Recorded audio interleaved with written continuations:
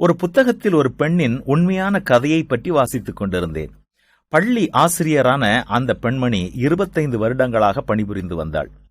தற்சமயம் பதவி உயர்வு வரும்படியான ஒரு தருணம் வருவதாக அந்த பெண் அறிந்து அதற்கான ஒரு மனுவை எழுதி தன்னுடைய அலுவலகத்தில் மனு செய்திருந்தாள்.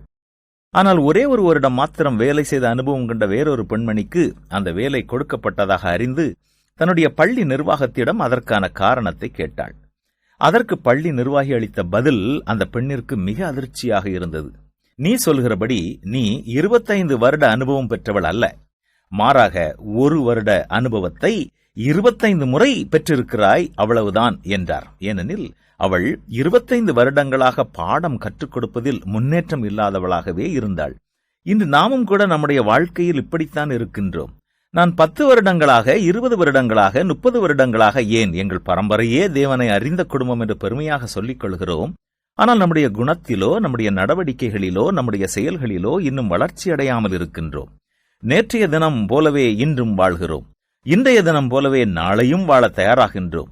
எந்த ஒரு குறிக்கோள் மற்றவர்களாக வாழ்க்கையை வாழ்ந்து கொண்டிருக்கிறோம். ஒரு விதையை விதைத்த பிறகு அது வளர வேண்டும். முதலில் ஒரு இலை, பின்பு 2-3 இலைகள் என்று இலைகள் தோன்ற வேண்டும். அந்த செடி அப்படியே இருந்தால் அது செத்துக் கொண்டிருக்கிறது என்பதை நாம் அறியலாம். நாமும் பக்குவப்பட வேண்டும். தேவ அன்பை வெளிப்படுத்துகின்றவர்களாக இருக்க வேண்டும்.